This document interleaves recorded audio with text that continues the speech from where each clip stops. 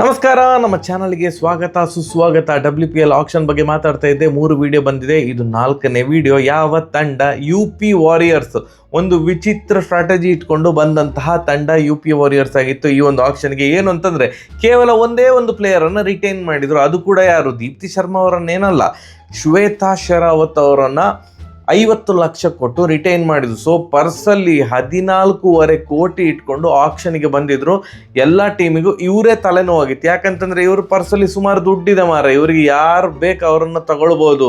ನಮ್ಮದು ಆಕ್ಷನನ್ನು ಪೂರ್ತಿ ಲಗಾಡಿ ಹಾಕುವಷ್ಟು ಇವರಲ್ಲಿ ಪರ್ಸ್ ಮನಿ ಉಂಟು ಅಂತ ಓವರಾಲ್ ಹೇಗೆ ಟೀಮ್ ಕಟ್ಟಿದ್ದಾರೆ. ಓವರಾಲ್ ಟೀಮು ಅಂದರೆ ಲಾಸ್ಟ್ ಎಲ್ಲ ಸೀಸನಿಗೆ ಕಂಪೇರ್ ಮಾಡಿದರೆ UP ವಾರಿಯರ್ಸು ಅವರ ಆಕ್ಷನ್ ಬಗ್ಗೆ ಅಥವಾ ಪ್ಲೇಯಿಂಗ್ 11 ನೋಡಿದಾಗ far better than previous seasons. ಇದೆಲ್ಲ ನಮ್ಮ ಪ್ಲೇಯಿಂಗ್ 11ಗೆ ಕಂಪೇರ್ ಮಾಡಿದರೆ ಒಳ್ಳೆ ಪ್ಲೇಯಿಂಗ್ 11ಅನ್ನು ನಾವು ಫಾರ್ಮ್ ಮಾಡಿದ್ದೇವೆ ಅಂತ ಅವರು ಖುಷಿಯಾಗಿ ಹೇಳಿಕೊಳ್ಳಬಹುದು. ನೋಡಿ, ಆ ಕಡೆಯಿಂದ ಡೆಲ್ಲಿಯಿಂದ ಪಟಕ್ ಅಂತ ಒಂದು ಕ್ಯಾಪ್ಟನನ್ನು ಕರ್ಕೊಂಡ್ಬಂದಿದ್ದಾರೆ. ಮೆಗ್ ಲ್ಯಾನಿಂಗ್ ಅವರು ಕ್ಯಾಪ್ಟನ್ ಆಗಿರಬಹುದು. ಈ ಒಂದು UP ತಂಡದ ಕ್ಯಾಪ್ಟನ್ ಇವರಾಗಿರ್ಬೋದು ಅಂತ ನಂಗೆ ಅನಿಸ್ಕೊಂಡು. ಯಾಕಂತಂದರೆ ನೋಡಿ, ದೀಪ್ತಿ ಶರ್ಮಾ ಅವರನ್ನು ರಿಟೈನ್ ಮಾಡಲಿಲ್ಲ ಅಂತಂದರೆ ಏನೋ ಒಂದು ರೀಸನ್ ಇರ್ತದಲ್ಲ. ನೋಡಿ, ಲಾಸ್ಟ್ಗೆ ದೀಪ್ತಿ ಶರ್ಮಾ ಅವ್ರನ್ನೇ ಬೈ ಮಾಡಿದ್ರು UP ವಾರಿಯರ್ಸ್. ಈ ಒಂದು ಆಕ್ಷನಲ್ಲಿ ಹೈಯೆಸ್ಟ್ ಸೇಲ್ ಆಗಿದೆ ಯಾರು? ದೀಪ್ತಿ ಶರ್ಮಾ ಅವರು 3.2 ಕ್ರೋರಿಗೆ RTM ಅಲ್ಲಿ ಬೈ ಮಾಡಿದ್ರು. RTM ಅಲ್ಲಿ 3.2 ಕ್ರೋರಿಗೆ ಬೈ ಮಾಡೋದಿದ್ರೆ ನೀವೊಂದು 2.5 ಕೋಟಿಗೆ ರಿಟೈನೇ ಮಾಡ್ಬೋದಿತ್ತು ಅನ್ನೋದು ನನ್ನ ವಾದ. ಬಟ್ ಎನಿವೇಸ್, ಅವರಿಗೆ ಒಂದು ಸ್ಟೀಲ್ ಡೀಲ್, ಈ ಒಂದು ಆಕ್ಷನ್ ಇದೆ, ಸ್ಟೀಲ್ ಡೀಲ್ ಒಂದು ಸಿಕ್ಕಿದೆ. ಸೊ ಅಲ್ಲಿಗೆ ವರ್ಕೌಟ್ ಆಯ್ತಿಲ್ಲ, ಇದ್ರ ಒಂಚೂರು ಟೆನ್ಷನ್ ಆಗ್ತಿತ್ತಾ ಅಂತ 3.2 ಕ್ರೋರ್ ಕೊಟ್ಟು RTM ಮಾಡಿಕೊಂಡ್ರು. ಬಟ್ ಅವ್ರನ್ನ ಕ್ಯಾಪ್ಟನ್ ಆಗಿ ಮುಂದುವರಿಸ್ತಾರ? ಮೆಗ್ ಲ್ಯಾನಿಂಗ್ ಡೆಲ್ಲಿದು ಎಕ್ಸ್ ಕ್ಯಾಪ್ಟನ್ನು, ಸತತ 3 ಸೀಸನ್ನು ಅವರು ಫೈನಲ್ ತನಕ ತಗೊಂಡೋಗಿದ್ದು. ಸೊ ಆದ್ದರಿಂದ ಅವ್ರನ್ನ ಕ್ಯಾಪ್ಟನ್ ಮಾಡ್ಬೋದು. 1.9 ಕ್ರೋರಿಗೆ ಅವರನ್ನು ಬೈ ಮಾಡಿದರು. ಅದಾದಮೇಲೆ ಕಿರಣ್ ನವಗಿರೆ ಅವರು ಅಂದರೆ ಭಯಂಕರ ಸ್ಫೋಟಕ ಆಟಗಾರ್ತಿ ಅಂತೆ. ಸೊ 60 ಲಕ್ಷಕ್ಕೆ ತಗೊಂಡಿದ್ದಾರೆ. ಅವರಿಬ್ಬರು ಓಪನರ್ಸ್ ಆಗಿರ್ಬೋದು. ಅದಾದಮೇಲೆ ಓ ಮೈ ಗಾಡ್, ಫೀಬಿ ಲಿಚ್ಫೀಲ್ಡ್, ಆಸ್ಟ್ರೇಲಿಯಾದ ಆಟಗಾರ್ತಿ, 1.2 ಕ್ರೋರಿಗೆ ಸಿಕ್ಕಿರೋದು. ಭಯಂಕರ ಲೆಫ್ಟ್ ಹ್ಯಾಂಡ್ ಬ್ಯಾಟರು, ಒಳ್ಳೆ ಪವರ್ ಉಂಟು. ಹೊಡಿಲಿಕ್ಕೆ ಸ್ಟಾರ್ಟ್ ಮಾಡಿದರೆ ಅಕ್ಕ ತಾಯಿ ಸಾಕಮ್ಮ ನಿಲ್ಲಿಸು ಅಂತ ಅನ್ನಿಸುವಷ್ಟು ದಡಬಡ ಅಂತ ಹೊಡಿತಿರ್ತಾರೆ. ಅವರು ಸಿಕ್ಕಿದ್ದಾರೆ. ಅದಾದಮೇಲೆ ಈ ಪ್ಲೇಸಲ್ಲಿ ಶ್ವೇತಾ ಶೆರಾವತ್ ಅವ್ರನ್ನ ರಿಟೈನ್ ಮಾಡಿದರೂ ಕೂಡ ಅವ್ರನ್ನ ಆಡಿಸ್ತಾರಾ ಪ್ಲೇಯಿಂಗ್ 11ನಲ್ಲಿ? ಅದು ನಂಗೆ ಗೊತ್ತಿಲ್ಲ. ತುಂಬ ಯಂಗ್ ಆಟಗಾರ್ತಿ, ಫ್ಯೂಚರಿಸ್ಟಿಕ್ ಪರ್ಸ್ಪೆಕ್ಟಿವಿಂದ ರಿಟೈನ್ ಮಾಡಿರ್ಬೋದು. ಅಥವಾ ಹರ್ಲಿನ್ ಡಿಯಾಲ್ ಅವರಿಗೂ ಕೂಡ ತಂಡದಲ್ಲಿ ಈ ಒಂದು ಪೊಸಿಷನಲ್ಲಿ ಆಡುವಂಥ ಅವಕಾಶ ಸಿಗ್ಬೋದು. ಇಬ್ಬರಲ್ಲಿ ಒಬ್ಬರು ಆಡ್ತಾರೆ ಅಂತ ನಂಗೆ ಅನ್ನಿಸ್ತಿದೆ. ಅದಾದಮೇಲೆ ದೀಪ್ತಿ ಶರ್ಮಾ ಬರೀ ಒಂದು ಪ್ಲೇಯರ್ ಆಗಿ ಆಟ ಆಡ್ತಾರೆ. ಬಟ್ ಅವರು ಆ್ಯಸ್ ಅ T20 ಪ್ಲೇಯರ್ ಅಂತ ಒಂದು ಥ್ರೆಟ್ನಿಂಗ್ ಬ್ಯಾಟರ ಗೊತ್ತಿಲ್ಲ. ಅಂದರೆ ನನಗೆ 2ರಲ್ಲಿ ಒಂದು ಚೂಸ್ ಮಾಡಲಿಕ್ಕೆ ಕೇಳಿದರೆ ನಾನು ಅವ್ರದ್ದು ಬೌಲಿಂಗನ್ನು ಚೂಸ್ ಮಾಡ್ತೀನಿ T20 ಮಾದರಿಯ ಕ್ರಿಕೆಟ್ ಅಂತ ಬಂದಾಗ. ಬಟ್ ಎನಿವೇಸ್ 3.2 ಕ್ರೋರಿಗೆ ಅವರು ಸೇಲ್ ಆಗಿದ್ದಾರೆ.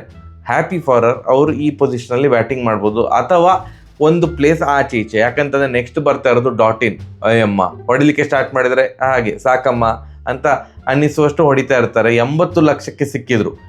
ಒಂದು ಒಳ್ಳೆ ಪ್ರೈಸಲ್ಲಿ ಅವರಿಗೆ ಸಿಕ್ಕಿದ್ದಾರೆ.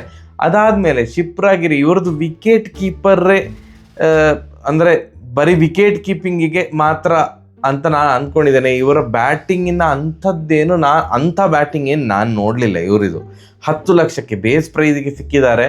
ಇವರೊಬ್ಬರೇ ಒಂದು ಎಂತ ಹೇಳೋದು, ಆ್ಯಕ್ಚುಯಲ್ ವಿಕೆಟ್ ಕೀಪರ್ ಅಂತ ಇರೋದು UP ಇದರಲ್ಲಿ. ಮತ್ತೆಲ್ಲರೂ ಕೂಡ ಪಾರ್ಟ್ ಟೈಮ್ ವಿಕೆಟ್ ಕೀಪರ್ಸ್ ಥರ ಇದ್ದಾರೆ. ಸೊ ಆದ್ದರಿಂದ ಇವರು ಡೈರೆಕ್ಟಾಗಿ ಪ್ಲೇಯಿಂಗ್ 11ನಲ್ಲಿ ಕಾಣಿಸ್ಕೊಳ್ತಾರೆ. ಈ ಒಂದು ಆಕ್ಷನ್ ಇದ್ದು ಸ್ಟೀಲ್ ಡೀಲ್ ಯಾರು ಅಂತಂದರೆ ಸೋಫಿ ಎಕಲ್ಸ್ಟನ್, ನಂಬರ್ 1 ಬೌಲರ್. ಅವರು T20 ನಂಬರ್ 1 ಬೌಲರ್ ಅಂತ ಅಂದ್ಕೊಂಡಿದ್ದಾರೆ. ಭಯಂಕರ ಕಂಟ್ರೋಲ್ ಉಂಟು ಅವರ ಬೌಲಿಂಗಲ್ಲಿ. ಆ ಲೈನ್ ಆ್ಯಂಡ್ ಲೆಂತ್ ಜಸ್ಟ್ 85 ಲಕ್ಷಕ್ಕೆ. ಒಯ್ಯೋ ದೇವರೇ, ಅವರು ಹೈಯೆಸ್ಟ್ ಪ್ರೈಸಿಗೆ ಸೇಲ್ ಆಗ್ತಾರೆ ಅಂತ ಎಲ್ಲರೂ ಅಂದ್ಕೊಳೋದು. ಬಟ್ ಅವರು ಜಸ್ಟ್ 85 ಲಕ್ಷಕ್ಕೆ ಅದು ಕೂಡ RTM ಇಲ್ಲಿ ಸಿಕ್ಕಿದ್ರು. RTM ಕಾರ್ಡ್ ಯೂಸ್ ಮಾಡಿದರು UP ವಾರಿಯರ್ಸು. ಜಸ್ಟ್ 85 ಲಕ್ಷಕ್ಕೆ. ಅಯ್ಯೋ ದೇವರೇ, ಸೂಪರ್. ಸಿಕ್ಕಾಪಟ್ಟೆ ಖುಷಿಯಾಗಿರ್ತದೆ UP ವಾರಿಯರ್ಸಿಗೆ. ಆ್ಯಂಡ್ ಆ ಒಂದು ಸ್ಟೀಲ್ ಡೀಲಿಂದ ಏನು ಒಂದಿಷ್ಟು ದುಡ್ಡು ಉಳಿತು. ಬೇರೆಯವರ ಮೇಲೆ ಒಂದು ದುಡ್ಡು ಹಾಕಲಿಕ್ಕೆ ಇವರ ಹತ್ರ ದುಡ್ಡು ಉಳಿತು. ಅದೇ ಒಂದು ಕಾರಣಕ್ಕೆ ಆಶಾ ಶೋಭನಾ ಅವರನ್ನು 1.1 ಕ್ರೋರ್ ಕೊಟ್ಟು ಬೈ ಮಾಡಿದರು UP. ಎಲ್ಲಿಯಾದರೂ ಸೋಫಿ 3.5 ಕೋಟಿಗೆಲ್ಲ ಹೋಗಿದ್ದಿದ್ರೆ ಆಗ ಸ್ವಲ್ಪ ಕಷ್ಟ ಆಗ್ತಾ ಇತ್ತು. ಸೊ ಆಶಾ ಅವ್ರನ್ನ ತಗೊಳ್ಳಿಕ್ಕಾಯ್ತು. ಶಿಖಾ ಪಾಂಡೆ ಅವರಿಗೆ 2.4 crore. ಅವರಿಗೊಂದು ಫಾಸ್ಟ್ ಬೌಲರ್ ಬೇಕಿತ್ತು. ಸೊ ಶಿಖಾ ಪಾಂಡೆ ಮೇಲೆ ಒಂದಿಷ್ಟು ಫ್ರಾಂಚೈಸಿ ಒಲವು ತೋರಿಸಿರೋದ್ರಿಂದ 2.4 ತನಕ ಹೋಯಿತು. ಆಕ್ಷನ್ ಇದು ಡೈನಮಿಕ್ ಚೇಂಜ್ ಆಗ್ತಾ ಇರ್ತದೆ ನೋಡಿ. ಎಕಲ್ಸ್ಟನ್ 85 ಲಕ್ಷಕ್ಕೆ ಹೋಗ್ತಾರಂತ ಯಾರಾದ್ರು ಅಂದ್ಕೊಂಡಿದ್ರ? Ecclestone versus Shikha Pandey 2.4 crore, Ecclestone 85 lakh. Anything can happen. ಆ ದಿನ ಒಂದು ಆಕ್ಷನ್ ಡೈನಮಿಕ್ಸ್ ಅಲ್ಲಿ ಎಂತ ಬೇಕಾದ್ರೆ ಆಗ್ಬೋದು. ಕೊನೆಗೆ ಕ್ರಾಂತಿ ಗಾಡ್ ಅವರನ್ನ ಜಸ್ಟ್ 50 ಲಕ್ಷಕ್ಕೆ ಅಗೈನ್ RTM ಅಲ್ಲಿ ಬೈ ಮಾಡಿದ್ರು UP ವಾರಿಯರ್ಸ್. ಕೆಲವೊಂದು ಅನಿರೀಕ್ಷಿತ ಏನು ಅಮೌಂಟಿಗೆ ಪ್ಲೇಯರ್ಸ್ ಸಿಕ್ಕಿದಾಗ UP ವಾರಿಯರ್ಸ್ಗೆ ವಾವ್ ಸೂಪರ್ ಗುರು, ರೋಗಿ ಬಯಸಿದ್ದು ಪಬ್ಬಾಸ್ ಐಸ್ ಕ್ರೀಮ್, ವೈದ್ಯ ಹೇಳಿದ್ದು ಕೂಡ ಪಬ್ಬಾಸ್ ಐಸ್ ಕ್ರೀಮ್ ಅಂತ ಹೇಳಿದಾಗ ಆಯಿತು. So at the end UP warriors ತನ್ನ ಪ್ಲೇಯಿಂಗ್ 11 ನೋಡಿದಾಗ ಓಕೆ, ಬೇರೆ ಎಲ್ಲ ಸೀಸನ್ಸಿಗೆ ಕಂಪೇರ್ ಮಾಡಿದರೆ ಈ ಸಲ ವಿ ಆರ್ ಹ್ಯಾಪಿ ಅಂತ ಅವ್ರಿಗೆ ಅನ್ನಿಸ್ತಾ ಇರ್ಬೋದು. ಬಟ್ ಸ್ಟಿಲ್ ಬ್ಯಾಟಿಂಗ್ ಪವರ್ ಅಂದರೆ ತೆಗೆದು ಹೊಡೆಯೋದು ಅದು ನನಗೆ ದೀಪ್ತಿ ಶರ್ಮಾ ಅವ್ರದ್ರಲ್ಲೆಲ್ಲ ಅದು ಕಾಣೋದಿಲ್ಲ. ಆ್ಯಂಡ್ ಈವನ್ ಶ್ವೇತಾ ಶೆರಾವತ್ ಅಥವಾ ಹರ್ಲಿನ್ ಡಿಯೋಲಾ ಆ ಥರದ ಒಂದು ಸ್ಫೋಟಕ ಇನ್ನಿಂಗ್ಸ್ ಆಡ್ತಾರೆ ಅಂತ ನಾನು ನಂಬಿಲ್ಲ. ಸೊ ಇವರ ಬ್ಯಾಟಿಂಗ್ ಫಾರಿನ್ ಪ್ಲೇಯರ್ಸ್ ಮೇಲೇ ಡಿಪೆಂಡ್ ಆಗಿದ್ದಾರೆ. ಮೆಗ್ಲ್ಯಾನಿಂಗ್ ಆಗಿರ್ಬೋದು, ಲಿಚ್ಫೀಲ್ಡ್ ಆಗಿರ್ಬೋದು, ಡಾಟಿನ್ ಆಗಿರ್ಬೋದು, ಇವ್ರ ಮೇಲೆ ಜಾಸ್ತಿ ಡಿಪೆಂಡ್ ಆಗಿದ್ದಾರೆ.